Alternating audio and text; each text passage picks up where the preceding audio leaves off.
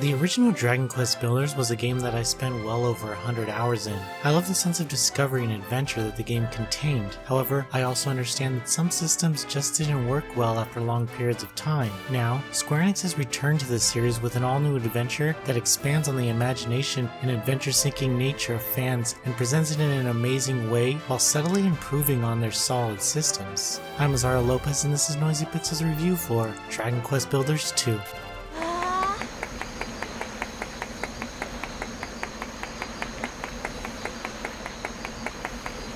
Dragon Quest Builders 2 has an interesting story that takes place after the events of Dragon Quest 2, where the player assumes the role of the legendary builder. However, in this world, the builder isn't really seen as a hero in the eyes of the people. You see, there happens to be a group of cultists who refer to themselves as the Children of Hargo, and they are out to ban the act of building and spread propaganda about the builder. After waking up on a beach following a shipwreck, the player meets Malroth, who is suffering from amnesia. Dragon Quest fans will easily recognize the name from the series, and it does play a role in the game's overall story. Malroth assists the players in the adventure and helps collect items as well as fights against monsters. The two characters then set out to bring a region back to a respectable state and stop the Children of Hargon from spreading their lies and destruction. The story of Dragon Quest Builders 2 gets surprisingly deep. You start to care about these characters, which makes it easy to go out of your way and build things for them. However, the opening hours of the game can drag on a little bit depending on how quickly you complete missions. With that said, there isn't a rush to get through the story at all. Players are free to do as they please at the pace they desire. Later parts of the game introduce new story elements and traversal techniques that offer incentives to those who complete tasks. On the other hand, those who go out of their way to explore will be rewarded in ways with things like secret treasures and puzzles. The adventure seems to know how to please the fans with its hands-off approach to leading the player in a particular direction. Now, just because the game takes a back seat in leading the player, it does offer several ways to guide the player through quests. Each character can be spoken with and will gladly walk you through missions step by step. Similarly, there aren't any real consequences to dying, so newcomers can take their time learning the ropes. Throughout the game, players will hit milestones for everything, including pleasing townspeople, solving puzzles, taking on building requests,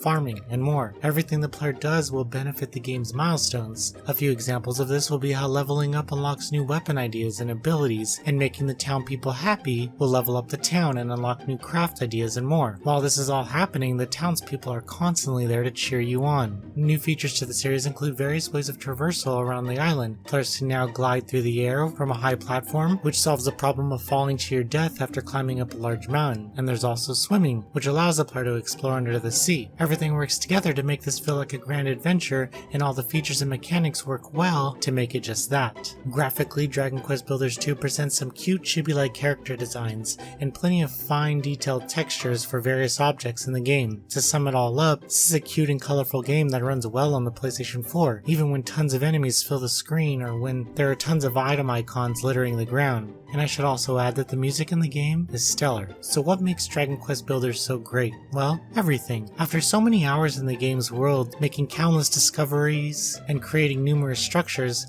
I can honestly say that this is truly a must-play title of the year. Every moment of gameplay is full of things that players can do, but without the stress of a time limit to do them. Whether you are new to the series or a returning fan, the game's difficulty is created by the player and it's paced accordingly. I never felt lost or unclear about what to do next. Also, Dragon Quest Builders 2 variation of missions and quests make the entire experience feel fresh, as the hours seem to just speed by. My only gripe would be that the opening hours of the game would hold back players from developing, but that doesn't really impact how great the game becomes following the first island. So whether you're going into Dragon Quest Builders 2 looking to create a massive castle full of life, or head out on tons of adventures without a clue of what awaits you around the corner, this is a game that will stay consistently entertaining from beginning to end and hours after. Noisy Pixel is giving Dragon Quest Builders 2 a 9.5 out of 10. Thank you for watching. Please read the full review at noisypixel.net. Noisy Pixel is run by a group of gamers who work hard to deliver news, reviews, previews, and more. Please subscribe to keep up